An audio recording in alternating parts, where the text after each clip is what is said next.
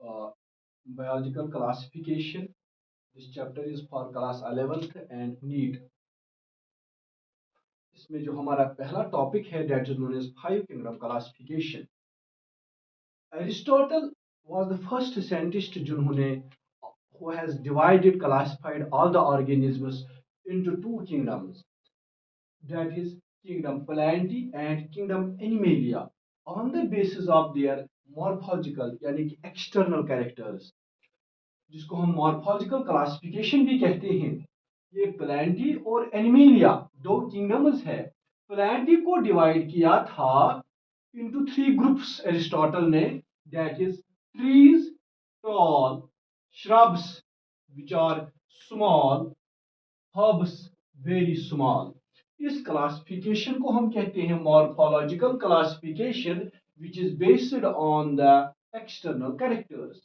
दूसरा इन्होंने किया था into animals. All the animals have been kept into kingdom Animalia. लेकिन इस क्लासिफिकेशन को के कुछ ड्रॉबैक्स है जिनको दिया था लीनियस ने. लीनियस said that अब मुझे बताइए आप, not only morphological characters are not only important but anatomical characters are also important. पहला ड्रॉबैक. दूसरा उन्होंने कहा यूग्लिना जो एक यूनिसेल्युलर यूकैरियोट है, ऑटोट्रॉफिक भी है, हेटेरोट्रॉफिक न्यूट्रिशन भी करता है, मिक्सोट्रॉफिक न्यूट्रिशन जिसको हम कहते हैं. तो इस यूग्लिना को हम कहां पर रखेंगे? Next, saprophytes, fungi. Fungi which may not perform photosynthesis due to absence of chloroplast, इनको हम कहां पर रखेंगे? Because of these questions, these reasons, this classification of Aristotle two kingdom classification was changed with time और हमारे पास आ गई three kingdom classification. Three kingdom classification. Ernest Haeckel was the scientist who has given this three kingdom classification. इन्होंने Ernest हैकल ने divide किया था इन organisms को kingdom Plantae में, kingdom animalia में और किंगडम प्रोटिस्टा में, तीन किंगडम्स में. इस animalia, this animalia comprises of all the animals. Plenty comprises of all the plants and protista comprises of unicellular eukaryotes. Unicellular eukaryotes. यहां पर तीन किंगडम अप्रोच अर्नेस्ट हैकल ने दिया था. लेकिन अगेन हमारे पास प्रॉब्लम है कि फंगई को किस ग्रुप में, किस किंगडम में हम रखेंगे. तो इस पॉइंट को क्लियर करने के लिए कि हम फंगई को कहां पर रखेंगे, इस पॉइंट को क्लियर करने के लिए हमारे पास आया था कॉपलैंड. कॉपलैंड जिन्होंने दिया था नहीं, not three kingdom classification but four kingdom classification. This four kingdom classification comprises of kingdom Munira, जिसमें आ जाते हैं यूनिसेल बैक्टीरिया जिनको हम यूनिसेल्युलर प्रोकैरियोट्स कहते हैं. इसमें आते हैं प्रोटिस्टा जिसमें यूनिसेल्युलर यूकैरियोट्स आते हैं लाइक यूग्लिना, पैरामीशियम. और इसमें आता है प्लांटी जिसमें प्लांट्स आएंगे, they are autotrophic with cell wall etcetera. और हमारे पास आता है एनिमल्स. ये जो हमारे पास कॉपलैंड ने फोर किंगडम क्लासिफिकेशन दी थी, जिसमें आता है Monera, kingdom Monera, kingdom Monera, kingdom Protista, kingdom Plantae and kingdom Animalia. Protista में मोनेरा में आते हैं bacteria which are prokaryotes. Protista में आते हैं यूग्लिना लाइक पैरामीशियम एटसेट्रा जो यूनिसेलुलर यूकैरियोट्स है. प्लांटी में आते हैं प्लांट्स और एनिमेलिया में एनिमल्स. लेकिन अगेन हमारे पास और एक प्रॉब्लम है कि ये हमारे पास फोर किंगडम क्लासिफिकेशन है. इन तीन स्टेप्स को, जिसमें आते हैं Aristotle's classification, Ernest Haeckel classification and Copeland classification, इनको हम कहते हैं artificial classification. This these this artificial classification word was given, this classification was given by Linnaeus. Linnaeus has given artificial classification which is based on external characters. Aristotle, two kingdom, Ernest Haeckel, three kingdom, Copeland, four kingdom। इन तीनों को हम रखते हैं artificial में, जो Linnaeus ने दिया। इसके बाद फिफ्थ आई है five kingdom classification. Five kingdom classification was given by Whitaker. Whitaker has given five kingdom classification. Five kingdom classification में हमारे पास क्या क्या है? Monera, prokaryotic, unicellular, Protista, Fungi, Plantae and Animalia. ये हमारे पास फाइव किंगडम क्लास जो मोस्ट वाइडली एक्सेप्टेड है। उसके बाद वूज आया था, एक साइंटिस्ट, वूज। वूज ने दिया था six kingdom classification. Six kingdom classification में same Protista, Fungi, Plantae and Animalia है, लेकिन यहां पर जो हमारे पास किंगडम मोनेरा है, किंगडम मोनेरा को डिवाइड किया गया है आर्के बैक्टीरिया में और यू बैक्टीरिया में। किंगडम मोनेरा, विटाकर ने किंगडम मोनेरा को डिवाइड किया आर्के बैक्टीरिया और यू बैक्टीरिया में। बाकी जो ये चार किंगडम्स है, they are same. Archaebacteria में क्या क्या आएगा? Old ancient bacteria which can live in extreme harsh circumstances, diverse conditions, harsh circumstances। उसमें हमारे like in cold -30, 40, -50, hot temperature, 7 and in hot springs or in saline water, इनको हम कहते हैं archaebacteria. Archaebacteria are ancient bacteria which can live in extreme cold conditions, extreme hot conditions, extreme diverse conditions। इसके बाद हमारे पास है eubacteria. Eubacteria और ट्रू बैक्टीरिया और we can say modern bacteria. Modern bacteria हम इसलिए इनको कहते हैं, जो आजकल हमारे पास बैक्टीरिया है उनको हम कहते हैं modern bacteria, you bacteria. So this was the six kingdom classification, six kingdom classification. लेकिन यहाँ पर हमें याद रखना है, ये जो पहले तीन है, Aristotle second two kingdom classification, Ernest Haeckel three kingdom classification, इनको हम, और जो लीनियस ने सपोर्ट, इनको हम कहते हैं आर्टिफिशियल, आर्टिफिशियल क्लासिफिकेशन। लेकिन कोपलेट, विटाकर और वूज की क्लासिफिकेशन को हम कहते हैं natural classification. Natural classification was given bye, इनको हम कहते हैं natural classification. Natural classification was given bye Bentham and Hooker. Bentham and Hooker has given natural classification. Later on, phylogenetic classification was also given. Phylogenetic classification was given by Engler and Prandtl. Engler and Prandtl has given phylogenetic classification. According to this classification, animals are classified on the basis of characters, but keeping in mind their ancestors, their phylogeny, or we can say their evolution. Now, most accepted classification is Whitaker's classification. The classification of Whitaker is mostly based on these 3 points. One, mode of nutrition, whether it is autotrophic, heterotrophic, mixotrophic और saprophytic.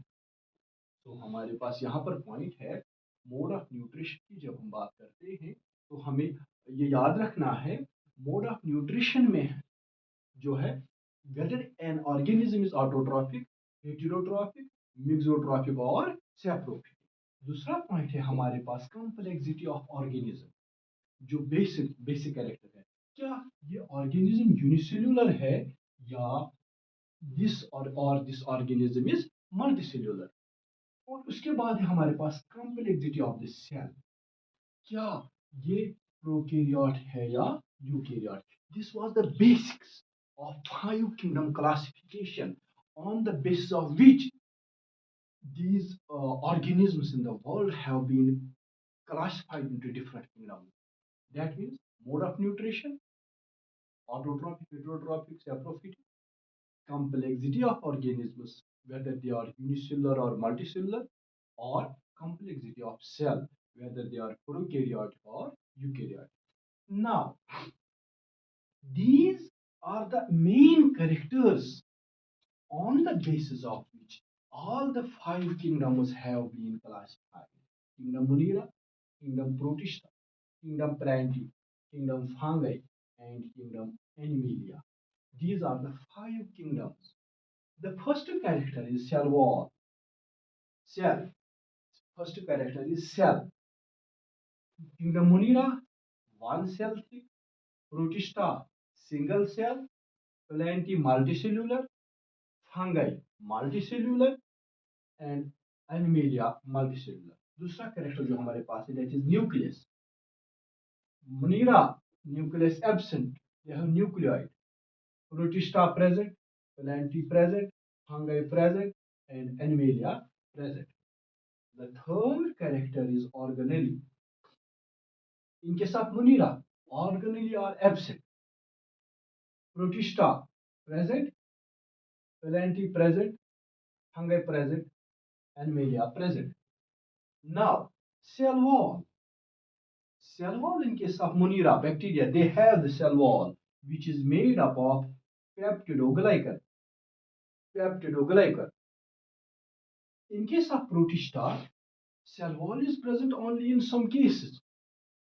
In case of Plantae, well-developed cell wall which is made up of cellulose. Cellulose, the chain of glucose units. Now, in case of fungi, the cell wall is present, but the composition is different. In case of fungi, cell wall जो है that is made up of chitin, a polysaccharide. In case of animalia, cell wall is absent.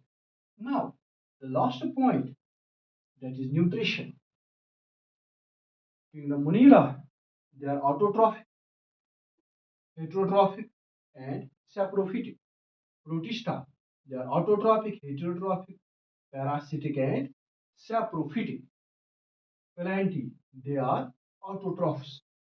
Fungi, they are saprophytes, feed on, live on other organisms like plants, and they are heterotrophs. With this point, this topic, one of the most important topics of biological classification, is concluded.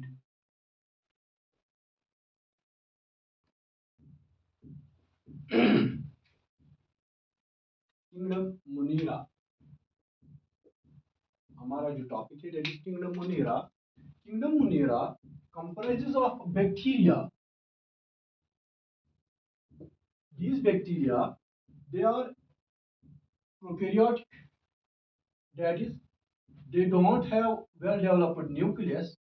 इनके पास nucleoid है, DNA without nuclear membrane. This is the simplest cell kingdom Monera. The without proper nucleus, because they have nucleoid. और इनके पास जो organelle है they are absent, no organelle and no membrane bound organelle. ना organelle है ना उनके ऊपर membrane ही है. Kingdom Monera, it mainly comprises of bacteria. All the bacteria are in Kingdom Monera. अगर हम इनके हैबिटेट की बात करेंगे, they live in all possible environment, everywhere. जो हमारे पास बैक्टीरिया है, they can live in any type of habitat, everywhere, water, air, soil, land, plants, within our body, outside our body. Bacteria are of two types, that is archaebacteria and eubacteria. Archaebacteria, I told you that these are ancient bacteria. Archaebacteria are ये ancient bacteria है which can live in extreme conditions. Extreme conditions, too cold, too warm, saline, etc. लेकिन ज्यादातर हम जब Monera की बात करते हैं तो हम उसमें ज्यादा बात करते हैं यू बैक्टीरिया की. Eubacteria are the true bacteria. Eubacteria are true bacteria, या उनको हम कह सकते हैं modern day bacteria, modern bacteria. Cyanobacteria, cyanobacteria are blue green, इनको कॉमनली कहते हैं blue green algae, they can perform photosynthesis. यहाँ पर cyanobacteria perhaps they were the first during the process of evolution they arise. इसके बाद mycoplasma, mycoplasma हम पीपीएलओबी कहते हैं, प्लूरो नमूनिया लाइक ऑर्गेनिज्म। लेकिन ये वो सेल है बैक्टीरिया, बैक्टीरिया में एक कैरेक्टरिस्टिक फीचर है कि इनके सेल के पास सेल वॉल है, लेकिन ये ऐसा बैक्टीरिया है, it is an exception which may not contain cell wall. Now on the basis of shape, जब हम बैक्टीरिया की शेप की बात करते हैं, they have different types of shapes. क्या क्या? अगर सर्कुलर बैक्टीरिया, उनको हम कोकाई कहते हैं। अगर दो सर्कुलर ज्वाइंटेड है, उनको हम डिप्लोकोकस कहते हैं। अगर चेन बनाएंगे, उसको हम स्ट्रेप्टोकोकस कहते हैं। और अगर ये इस तरह क्लम्प्ड है, तो उसको हम स्टेफाइलोकोकस कहते हैं। इसके बाद अगर ये रॉड शेप्ड है, रॉड शेप्ड बैक्टीरिया को हम कहते हैं बैसिलाई। अगर दो रॉड शेप्ड बैक्टीरिया, उस वक्त हम कहते हैं डिप्लोबैसिलाई। अगर chain of rod shaped bacteria, उनको हम कहते हैं स्ट्रेप्टोबैसिलाई। और अगर दे आर इन क्लम्प्ड फॉर्म, उस वक्त हम कहते हैं स्टेफाइलोबैसिलाई। इसके बाद अगर ये just like a comma shaped है, तो उसको हम कहते हैं विब्रियो, विब्रियो। और अगर ये हेयर लाइक है इस तरह, जिसको हम कहते हैं स्पाइरुला या स्पाइरुलम। अगर थ्रेड लाइक है, तो उसको कहते हैं माइसीलिया, माइसीलियल या mycelia.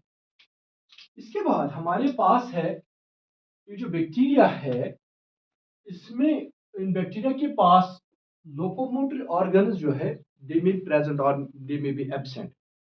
Most of the bacteria have flagella, a locomotory organ, and this flagella may be, ये flagella जो है ना, it can be longer 100 times than bacteria। और जिनके पास प्रेजेंट है, उनको हम कहते हैं ट्राइकस बैक्टीरिया। जिनके पास फ्लैजेला प्रेजेंट है, उनको कहते हैं ट्राइकस बैक्टीरिया। और जिनके पास नहीं है, उनको कहते हैं ए ट्राइकस बैक्टीरिया। इसके बाद अगर एक ही साइड से फ्लैजेला है, तो उसको हम कहेंगे मोनोट्राइकस। अगर दोनों साइड से है, तो उस वक्त हम कहते हैं एम्फीट्राइकस। अगर एक ही साइड से बहुत सारे फ्लैजेला है, उसको हम कहते हैं सिफेलोट्राइकस। अगर दोनों साइड से बहुत सारे हैं, तो उसको हम कहेंगे लोफोट्राइकस। इसके बाद अगर हम ये फ्लैजेला क्या है, flagella is a locomotory organ. अगर हम इसकी शेप के बारे में बात करेंगे, इसके शेप के बारे में जब हम बात करते हैं, तो हमारे पास this flagella, it has three parts: basal body, hook and filament। Basal body, hook and filament. देखिए, ये हमारे पास एक फ्लैजेला है। जो बाहर वाला हिस्सा है, उसको हम फिलामेंट कहते हैं। हुक, जो ये मेम्ब्रेन है, मेम्ब्रेन से बाहर जो है, ये हिस्सा, उसको हम हुक कहते हैं। Hook gives attachment to the basal body with the filament. और हुक के बाद यहाँ पर जो रॉड लाइक होता है, और इसके नीचे बॉडी होती है। इस बॉडी को और इस रॉड को कहते हैं basal body. That means basal body का एक हिस्सा मेम्ब्रेन के अंदर है और एक हिस्सा मेम्ब्रेन के बाहर है। उसके बाद हुक है जो अटैच करता है, उसके बाद फिलामेंट जो मूव करता है। ये है हमारे पास that what are the parts of flagella. इसके बाद हमारे पास जो बैक्टीरिया है, इनको एक साइंटिस्ट था ग्राम, उन्होंने डिस्कवर किया था कि ये जो बैक्टीरिया है, दे में बी पॉजिटिव और नेगेटिव। जिसको हम ग्राम पॉजिटिव और ग्राम नेगेटिव कहते हैं। ग्राम पॉजिटिव में हमारे पास है, ग्राम पॉजिटिव में जो स्टेन लेंगे उनको हम ग्राम पॉजिटिव कहते हैं, और जो नहीं लेंगे उनको हम ग्राम नेगेटिव कहते हैं। क्यों? रीजन क्या है? जो ये ग्राम पॉजिटिव बैक्टीरिया है, इनके पास बाहर से सेल वॉल होता है, उसके बाद पेप्टिडोग्लाइकन होता है, और उसके बाद teichoic acid, most important teichoic acid होता है, और इनका जो मेम्ब्रेन ही थिक होता है, इनका मेम्ब्रेन थिक होता है ग्राम पॉजिटिव। जब हम ग्राम नेगेटिव की बात करते हैं, इनके पास बाहर से पेप्टिडोग्लाइकन होता है, उसके और ये थिन होते हैं, और इनके मेम्ब्रेन के पास दूसरा एक protein, lipoprotein, lipid plus protein, जिसको हम कहते हैं लिपोप्रोटीन पॉलीसेकेराइड, लिपोप्रोटीन पॉलीसेकेराइड। क्या हम कहेंगे? ग्राम पॉजिटिव कलर लेता है, ग्राम नेगेटिव नहीं लेता है। इसके पास टिकोइक एसिड है, इसके पास नहीं है। इसके पास पेप्टिडोग्लाइकन है, इसके पास लिपोप्रोटीन पॉलीसेकेराइड है। ये थिक है और ये थिन है, ग्राम पॉजिटिव एंड ग्राम नेगेटिव। जरा हम स्टेनिंग, जब हम बात करेंगे स्टेनिंग की, स्टेनिंग हम कैसे करते हैं? स्टैनिंग मीन्स हम कैसे बताएंगे whether it is purple, whether it is red etcetera. सबसे पहले हमने जो बैक्टीरिया लाना है, उस बैक्टीरिया को हमें एक स्लाइड पे डालना है, जिसको हम हीट फिक्स कहते हैं, हीट फिक्स जिसको हम कहते हैं। उसके बाद हमें क्रिस्टल वायलेट, इसको एक स्टेन आती क्रिस्टल वायलेट है, 30 सेकंड से 1 मिनट तक हमें वो क्रिस्टल स्टेन उस स्लाइड पर जहां पर हमने बैक्टीरिया को फिक्स किया है, उसके बाद हमें इसको वॉश करना है in water, water may wash slowly on tap water or better is on distilled water but slowly। इसके बाद हमें इसको आयोडीन ऐड करना है, आयोडीन वो भी 30 सेकंड से 1 मिनट तक हमें आयोडीन, आयोडीन डालने के बाद all will become purple, all bacteria will become purple. उसके बाद हमें इसको वॉश करना है एसीटोन में या अल्कोहल में, वॉश इन एसीटोन और इन अल्कोहल। इसके बाद हमारे पास जो बैक्टीरिया है वो बन जाएंगे, जब हम वॉश करेंगे एसीटोन या अल्कोहल में, तो उसके बाद जो स्टेन रखेंगे अपने पास, पर्पल स्टेन जो पहले थी उनको हम कहेंगे पॉजिटिव, और जो रेड बनेंगे विद सेफ्रेनिन वो उनको हम कहेंगे नेगेटिव। क्योंकि हमारे पास ग्राम पॉजिटिव जिनके पास जो पर्पल कलर लेंगे वापस नहीं छोड़ेंगे। यहाँ पर ग्राम पॉजिटिव बैक्टीरिया जिनके पास सेल वॉल है, पेप्टिडोग्लाइकन है, टिकोइक एसिड है, थिक है, जब ये स्टेन लेंगे ये स्टेन वापस नहीं छोड़ेंगे, ये पर्पल बन जाएंगे। लेकिन जब हम नेगेटिव की बात करेंगे, ये थिन है, इनमें पेप्टिडोग्लाइकन है, लिपोप्रोटीन है, जब ये स्टेन लेंगे ये वापस छोड़ते हैं तो ग्राम नेगेटिव बन जाएंगे। अब क्या करना है हमें? हीट फिक्स, उसके बाद क्रिस्टल वायलेट 30 सेकंड से 1 मिनट, वॉश वाटर में आयोडीन 30 सेकंड से 1 मिनट तक, वॉश स्टोन में जो पर्पल हो जाएंगे ग्राम पॉजिटिव, और जो स्टेन वापस छोड़ेंगे और सेफ्रेनिन स्टेन वापस छोड़ेंगे ग्राम नेगेटिव, और सेफ्रेनिन डालने के बाद रेड बन जाएंगे वो ये नेगेटिव। इसका मतलब है हमारे पास gram positive and gram negative bacteria है।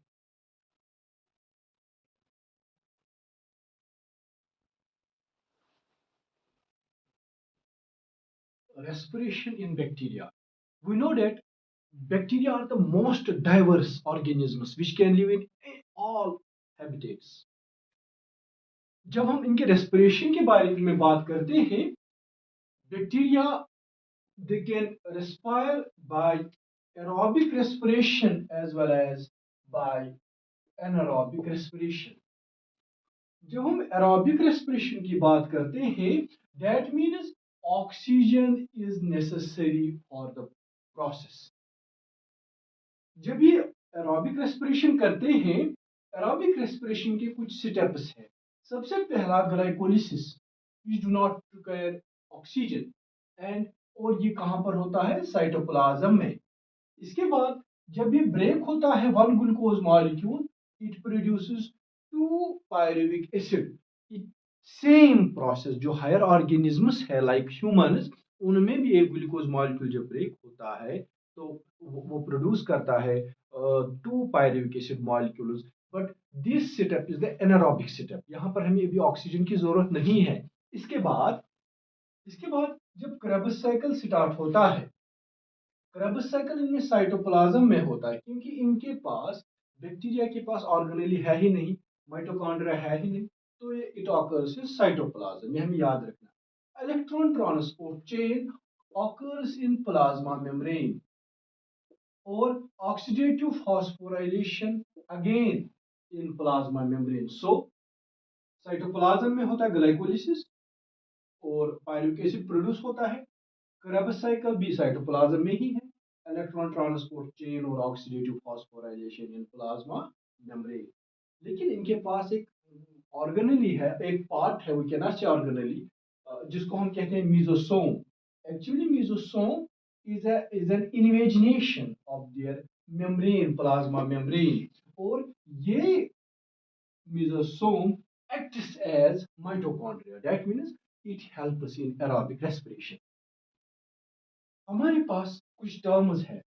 एक है हमारे पास ओब्लिगेट एराबस। ओब्लिगेट एराबस वो बैक्टीरिया है जिनको जरूरी है, उनको रेस्पिरेशन के लिए ऑक्सीजन चाहिए। दूसरी टर्म है हमारे पास ओब्लिगेट एनारोब्स। ओब्लिगेट एनारोब्स उनको हम कहते हैं जिनको ऑक्सीजन नेसेसरी नहीं है रेस्पिरेशन के लिए। फैकल्टेटिव एनारोब्स, ये वो बैक्टीरिया एनारोब्स, ये एनारोबिक है, but they can survive in presence of oxygen also. That is facultative anaerobes, they are anaerobes but can survive in anaerobic condition, in aerobic condition। Facultative anaerobic, facultative anaerobic वो bacteria है, they are aerobes but survive, इसका opposite, but survive in oxygen absence, absence of oxygen. They can survive in absence of oxygen, they can survive in presence of oxygen. They are anaerobic, they are aerobic. These are the few terms. Now anaerobic respiration। जब हम anaerobic respiration की हम बात करते हैं, तो सबसे पहले हमें सोचना है that oxygen is not necessary for their survival, for the respiration। During जो हम रेस्पिरेशन करते हैं, हमें food, the food breaks into food different molecules.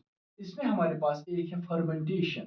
Fermentation means when the carbohydrates break, जब कार्बोहाइड्रेट्स बैक्टीरिया में ब्रेक होंगे into carbon dioxide, they produce ethyl alcohol and energy.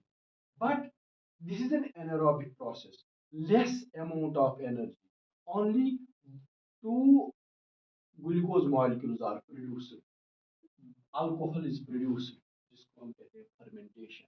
दूसरा है हमारे पास, ये नेसेसरी नहीं है खाली कार्बोहाइड्रेट रेस्पिरेशन, अगर प्रोटीन होगा जिसको हम प्यूट्रीफैक्शन कहते हैं, तो that is also this protein when, अगर हमारे पास भी कभी कार्बोहाइड्रेट नहीं है as energy source, we can use proteins also, but the preference is first carbohydrates.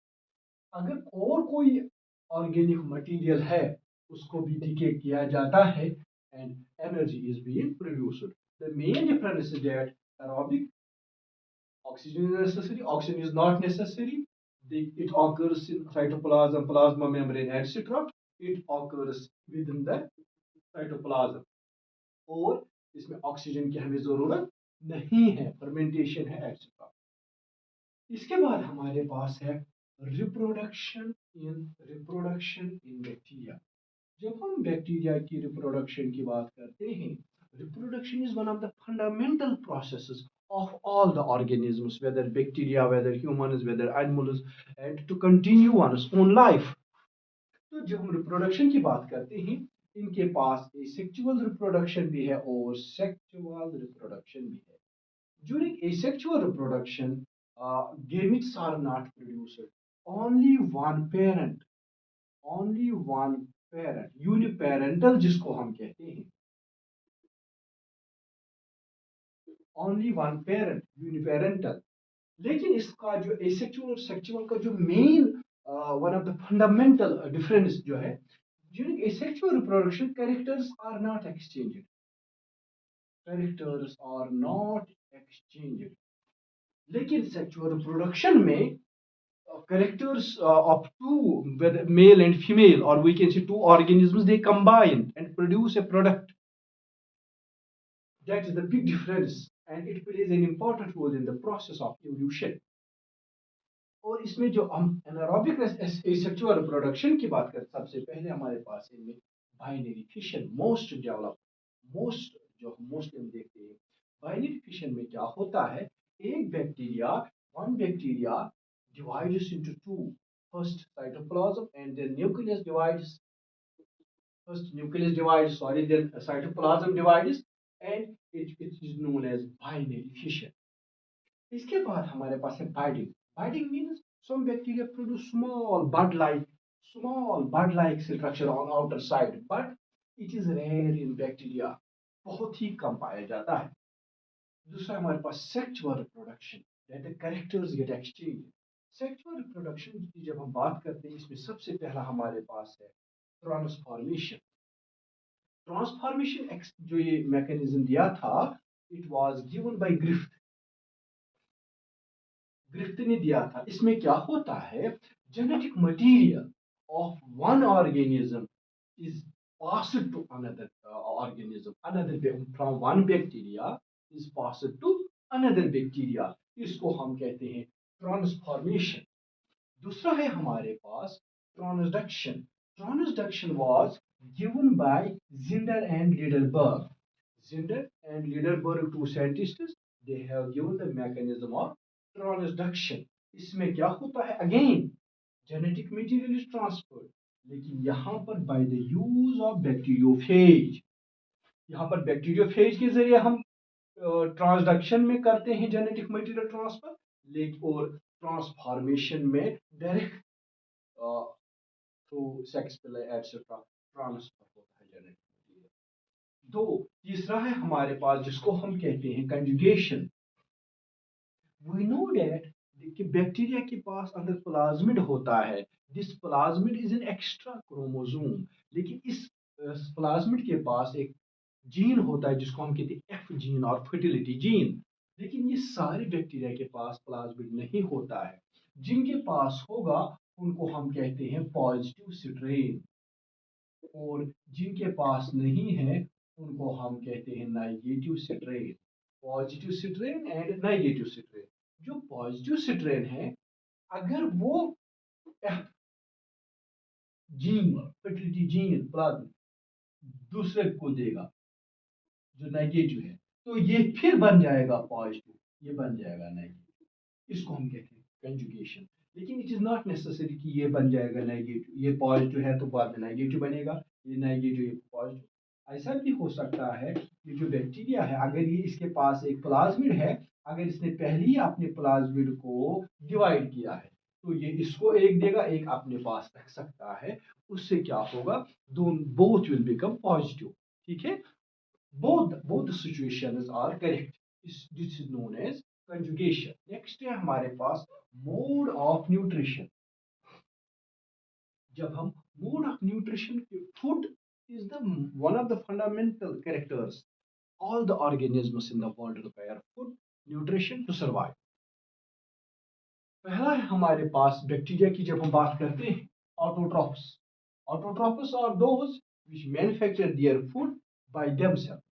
तो ऑटोट्रॉफिक बैक्टीरिया की जब हम बात करते हैं, ऑटोट्रॉफ्स हमारे पास टू टाइप्स ऑफ ऑटोट्रॉफ्स है। ऑटोट्रॉफिक बैक्टीरिया, एक है हमारे पास फोटो ऑटोट्रॉफ्स, दूसरा है हमारे पास कीमो ऑटोट्रॉफ्स। बैक्टीरिया में हमारे पास है photo autotrophs and chemo autotrophs. Photo autotrophs इनको हम कहेंगे जिनके पास पिगमेंट क्लोरोफिल होगा, जो क्लोरोफिल है which helps to trap sunlight. और ये जो बैक्टीरिया है, ये कार्बन डाइऑक्साइड H2S के साथ मिलता है इन प्रेजेंस ऑफ क्लोरोफिल, तो बनाते हैं ग्लूकोज C6H12O6। इनको ऑक्सीजन की जरूरत नहीं होती है यहाँ पर फोटोसिंथेसिस के लिए, बल्कि ये H2S गैस इस्तेमाल करते हैं। Carbon dioxide plus H2S gas, और H2S क्लोरोफिल इनके पास होता ही है, तो ये बनाते हैं C6H12O6। लेकिन oxygen is not evolved, oxygen is not evolved, इनको हम कहते हैं फोटो ऑटोट्रॉफ्स या फोटो ऑटोट्रॉफिक बैक्टीरिया। इसके बाद हमारे पास है chemo autotrophic bacteria. Chemo autotrophic bacteria जो केमिकल से एनर्जी निकालते हैं। इसमें हमारे पास है यहाँ पर एक और पॉइंट है। जब हम फोटो ऑटोट्रॉफिस की बात करते हैं, अगर कार्बन डाइऑक्साइड और वाटर मिलेगा क्लोरोफिल शीशे की साइटोसिस, उस वक्त ये ऑक्सीजन प्रोड्यूस करेंगे। दो ऑप्शन है, कुछ बैक्टीरिया कार्बन डाइऑक्साइड और H2S जब प्रोड्यूस करेंगे, H2S के साथ कार्बन डाइऑक्साइड मिलेगा, H2S के साथ, तो उस वक्त ऑक्सीजन नहीं प्रोड्यूस होगा। लेकिन अगर कार्बन डाइऑक्साइड वाटर के साथ मिलेगा, क्योंकि ये जो हम प्लांट्स जो ऑक्सीजन प्रोड्यूस करते हैं, that is actually produced from the water. और next chemoautotrophs. Chemoautotrophs में क्या होता है, फॉर एग्जांपल हमारे पास नाइट्रीफाइंग बैक्टीरिया है, लाइक नाइट्रोसोमोनास है, नाइट्रोकोकस है। ये क्या करते हैं, जब NH3 कन्वर्ट होता है नाइट्राइट्स में और वो चेंज होगा नाइट्रेट्स में, इनके साथ लिग्यूमिनस प्लांट्स, तो वहां पर एनर्जी प्रोड्यूस होती है। जब ये एनर्जी प्रोड्यूस होगी, NH3 ammonia changes to nitrites, then nitrates, जिस प्रोसेस में it occurs in leguminous roots of leguminous plants. जब ये चेंज हो जाता है NH3 into nitrates into nitrates, तो वहां पर थोड़ी एनर्जी रिलीज होती है और ये बैक्टीरिया जो है ये उसी एनर्जी को एब्जॉर्ब करते हैं। इसको हम कहते हैं कीमो ऑटोट्रॉफ्स। नेक्स्ट है हमारे पास हेटेरो ऑटोट्रॉफ्स,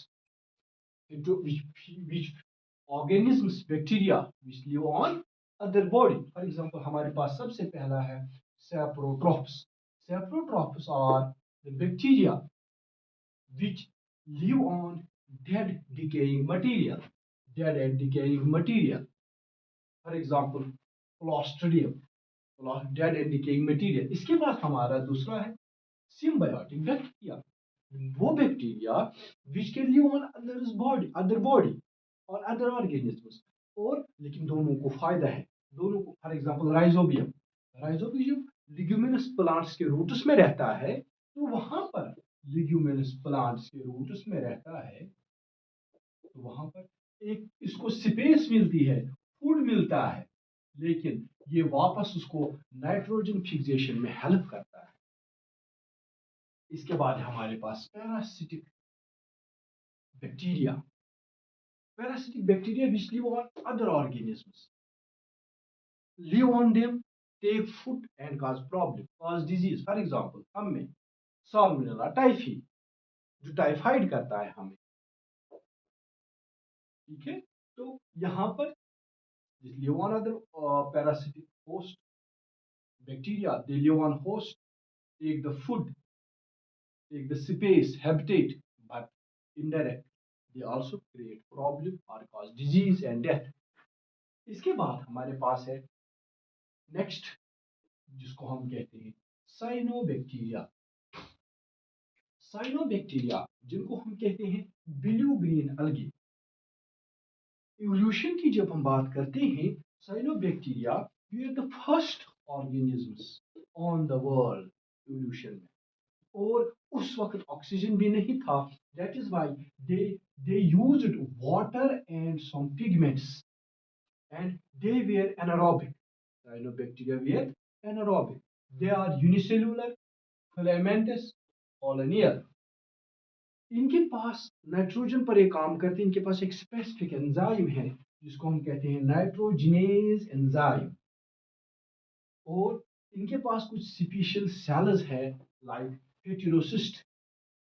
फॉर एग्जांपल हम एग्जांपल है नॉस्टॉक। नॉस्टॉक के बीच में होती है हेटेरोसिस्ट साइनोबैक्टीरिया।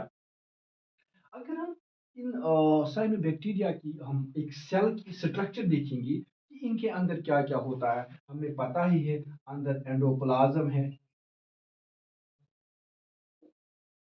इनके पास और 70s राइबोसोम्स होते हैं। हमें पता ही है bacteria have the characteristic feature of presence of 70s bacteria, 70s ribosome.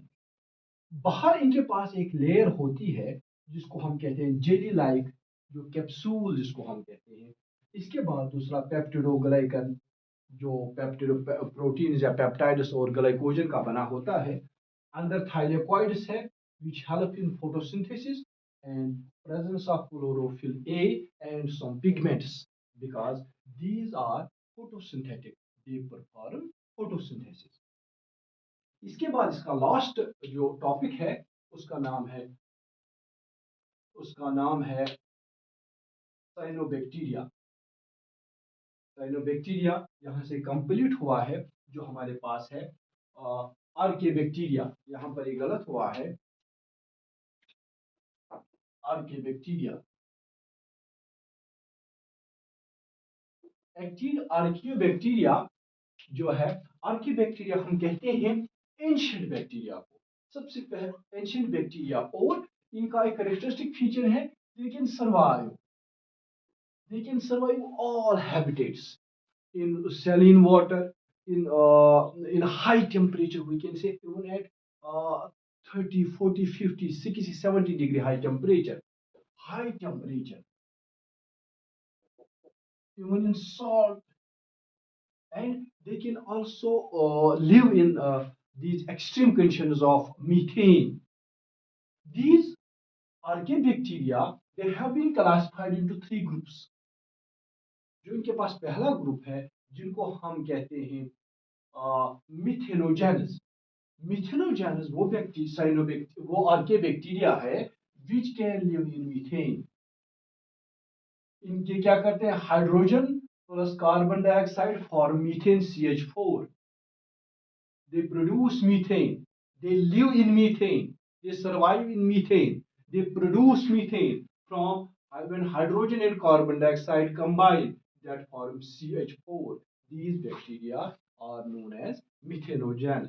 दूसरा है हमारे पास जिनको हम कहते हैं थर्मोफाइल्स। थर्मोफाइल्स, ये जो थर्मोफाइल्स है, थर्मोफाइल्स वो बैक्टीरिया है which can live in high temperature. For example हमारे पास एक एग्जाम्पल है thermophilus aquaticus. It is also used in PCR, polymerase chain reaction। This thermophilus, this Thermus aquaticus या हम थर्मोफिलस, थर्मो एसिडोफिलस बैक्टीरिया जो हमारे पास है, दे can live in high temperature. इसको हम ज्यादातर लैब्स में या प्रैक्टिकल्स में या रिसर्च में इस्तेमाल करते हैं। तीसरा है हमारे पास हेलोफाइल्स। हेलोफाइल्स वो बैक्टीरिया है which can live in high salt ocean, marine water में दे कैन लिव, सर्वाइव। तो हमारे पास ये तीन टाइप्स ऑफ अर्के बैक्टीरिया है। Archaebacteria, ancient bacteria, live in all type diverse different difficult conditions circumstances। पहला है मिथेनोजेन्स, जो हाइड्रोजन प्लस कार्बन डाइऑक्साइड बनाते हैं मीथेन, उसमें सर्वाइव करते हैं, प्रोड्यूस भी करते हैं। थर्मोएसिडोफिल्स, हाई टेम्परेचर में, लाइक थर्मोस एक्वेटिकस, PCR में इस्तेमाल, लैब्स में। हेलोफाइल, जो हाई साल्ट में, मैरीन वाटर में। लेकिन इनके पास ऐसा क्या है कि they can live in diverse conditions because इनके पास एक सरफेस प्रोटीन होता है और एक सीडो म्यूरेमिक एसिड इनके सरफेस पे होता है। दो चीजें, एक तो सरफेस प्रोटीन, दूसरा pseudo muramic acid. With this point this chapter completes.